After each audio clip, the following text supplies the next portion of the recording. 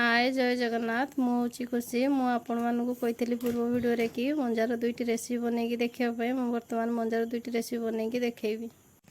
भिडियोटी शेष पर्यंत देखिए आपण मानक मो भिडियोटी केमती लगिला कमेंट माध्यम जनइबे और जदि मो चैनल टी सब्सक्राइब करना तो जल्दी जल्दी सब्सक्राइब कर दिंतु जहाँफल मो भिडियोटी सर्वप्रथम देखिपारे। एबे चलतु मंजा को काटिबा चुन चुन करके काटिया पड़ो। मुझे दीटा आइटम करके देखेबी गोटे है दही मंजा गोटे हूँ भजा।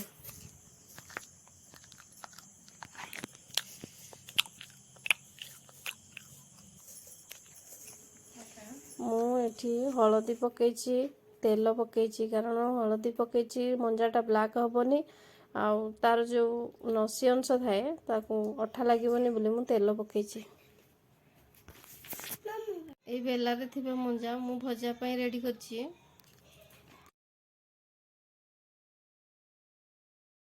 मु एबे मंजा भजा करिवि। प्रथमे हमें गैस को लगेबा तापर हम कड़ाई को बसेबा।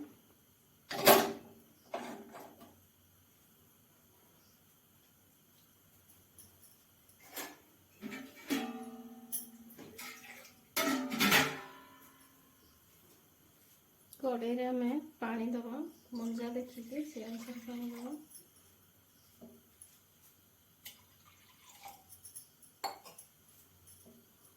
एबे पानी गरम होगा पाई छाड़ दबा।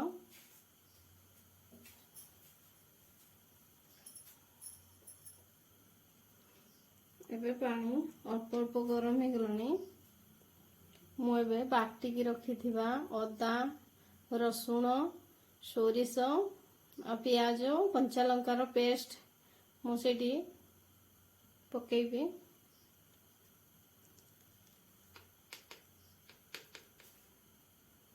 हमें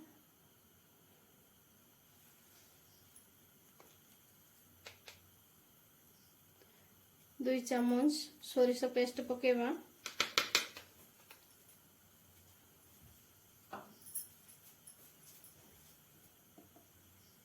एबे हमें हाफ चामच हलदी गुंड पकेबा।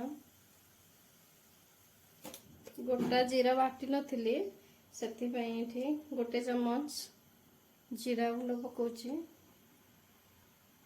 गोटे चमच धनिया गुंड पकोची और 1 चमच कलर लंका गुंड पकोची।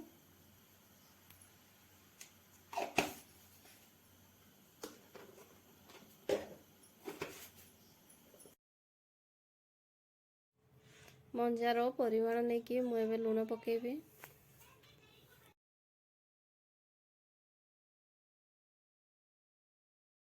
पानी फुटी गलानी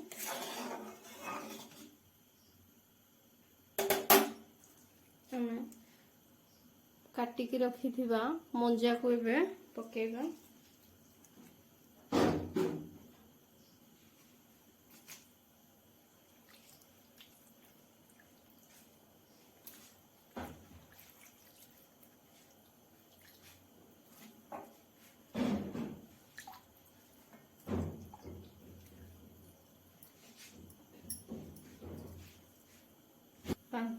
पाँच रु 10 मिनिट सीझा छाड़ीदबा। 5 रु 10 मिनिट भितर से सीझीज। 10 मिनिट हो गलानी एबे आमे ताकू खुलिकी देखिबा।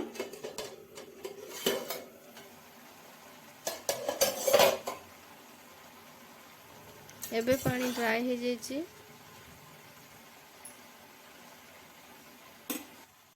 मुझे साइड कर दूची तावा को एबे बसेबा। मुझे तेल पकोची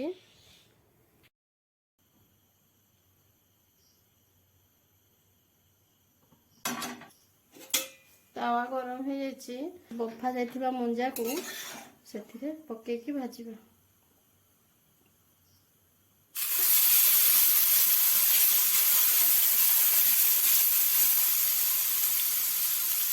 गैस को फ्लेम को स्लो कर दो।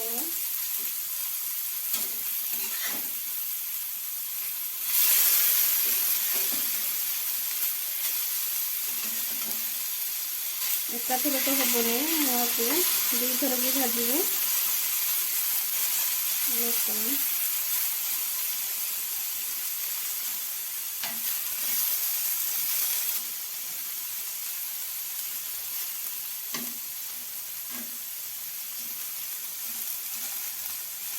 ଆମର ଲୁହା ତାୱାରେ ଭାଜିଲେ ତାର ଟେଷ୍ଟ ଅଲଗା ଥାଏ।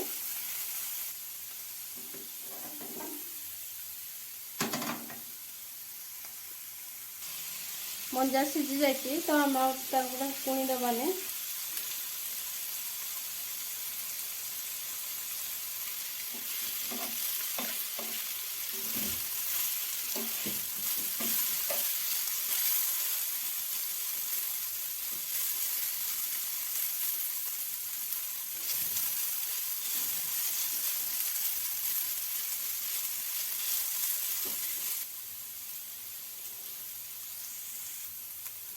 ଏବେ ଆମେ ଆଖୁଟାକୁ ଲଉଟେଇବା।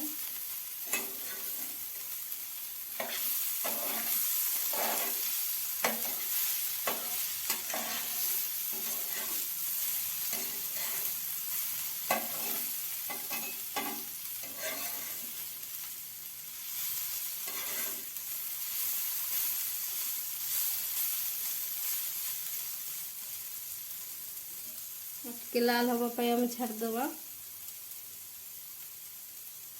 ବହୁତ ଅଳ୍ପ ତେଲରେ ବି ଇଏ ହେଇଯିବ। ହାଲକା ଭାବରେ ଚଲେଇ ଦେବେ। ଲାଲ ଲାଲ ପୁରା ଫ୍ରାଏ ହେଇଯାଇଛି, ଦେଖନ୍ତୁ ଲାଲ ଲାଲ ହେଇଯାଇଛି। ଏବେ ଆମେ ଭଜାକୁ କାଢ଼ିଦେବା।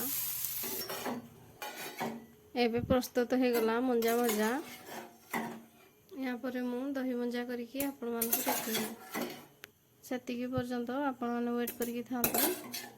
ମଞ୍ଜା ଖାଇବା ଦ୍ୱାରା କ'ଣ ଉପକାର ମିଳିଥାଏ ମୁଁ ଆପଣମାନଙ୍କୁ ଜଣେଇବି। ଏବେ ମୁଁ ଦହି ମଞ୍ଜା ପ୍ରସ୍ତୁତ କରୁଛି। ଏବେ ମୁଁ ପାଣି ଗରମ କରୁଛି।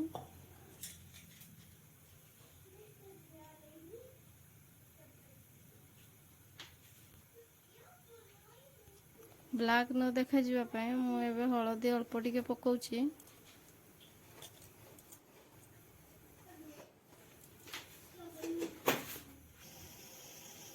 ଏବେ ପାଣି ଗରମ ହେଇଗଲା, ମୁଁ ମଞ୍ଜାକୁ ପକେଇବି।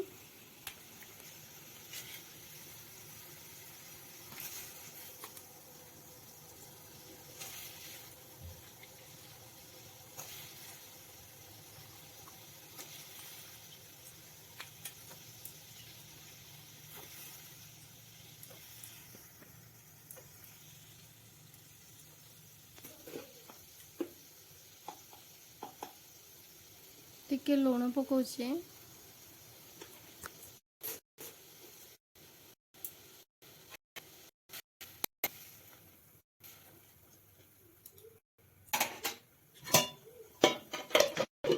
ଦଶ ମିନିଟ୍ ଘୋଡ଼େଇ ଦେବା।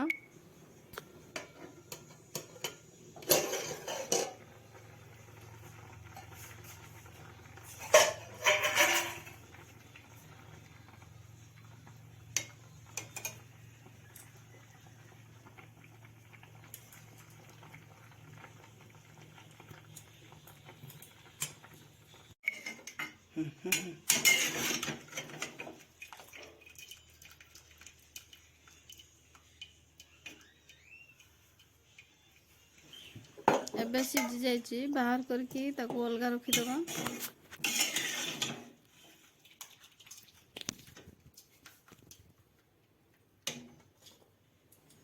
ଏବେ ଥଣ୍ଡା ହେବା ପାଇଁ ମଞ୍ଜାକୁ ଛାଡ଼ିଦେବା। ବର୍ତ୍ତମାନ ଆମେ ଦହିକୁ ଗୋଳେଇବା।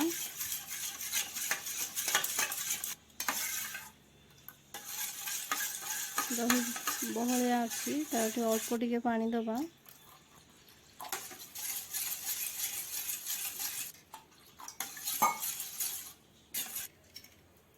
ଏବେ ଆମେ ଆମ୍ବ କଷିଆ ଅଦା ପକାଇବା।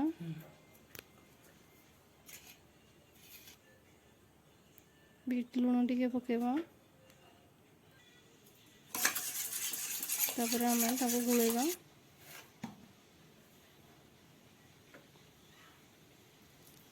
ଖାଇବା ଲୁଣ ପକାଇବା। ଏବେ ମଞ୍ଜା ଥଣ୍ଡା ହେଇଛି, ଆମେ ତାକୁ ଚିପୁଡ଼ିକି ଦହିରେ ପକେଇବା।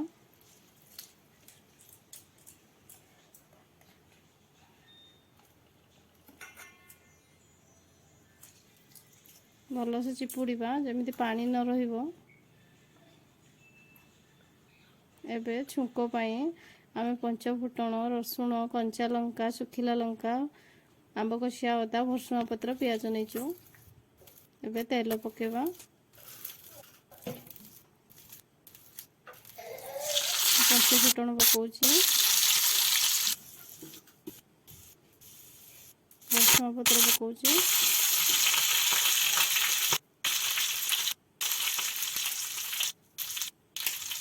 ଏବେ ମୁଁ ରସୁଣକୁ ପକେଇବି, ପିଆଜ ପକେଇକି ଟିକେ ସମୟ ଘାଣ୍ଟିବା। କଞ୍ଚା ଲଙ୍କା ପକେଇବା, ଶୁଖିଲା ଲଙ୍କା 2ଟି ପକେଇବା। ଏବେ ଭଲ ଭାବରେ ତାକୁ ଫ୍ରାଏ କରିବା।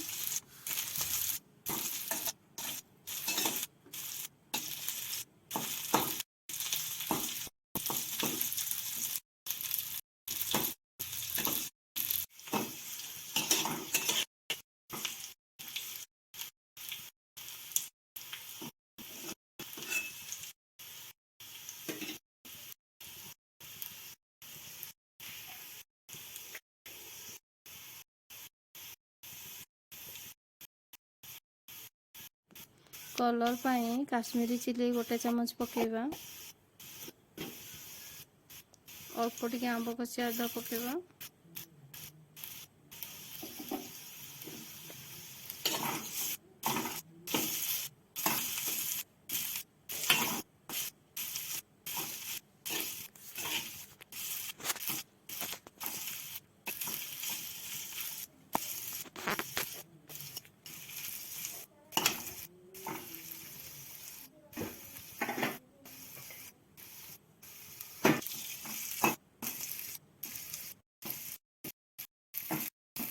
ଏବେ ଛୁଙ୍କ ରେଡ଼ି ହେଇଗଲା। ଆମେ ଏବେ ଦହି ଆଉ ମଞ୍ଜାରେ ତାକୁ ପକେଇବା।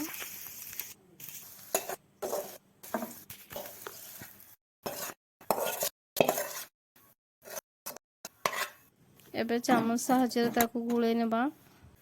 ମଞ୍ଜାରେ ଭିଟାମିନ୍ ଏ, ବି, ଇ ଭରପୁର ଥାଏ। ଏହା ଖାଇଲେ ପେଟରେ ଡାଇଜେସନ୍ ଠିକ୍ ହୁଏ, ଏସିଡିଟି ଗ୍ୟାସ୍ ଭଲ ହୁଏ, ବଡ଼ିର ୱେଟ୍ ଅଧିକା ଥିଲେ ୱେଟ୍ ଲସ୍ ମଧ୍ୟ ହୁଏ। ମଞ୍ଜା ସ୍ୱାସ୍ଥ୍ୟ ପକ୍ଷେ ବହୁତ ଉପକାରୀ। ଏବେ ରେଡ଼ି ହେଇଯାଇଛି ଦହି ମଞ୍ଜା।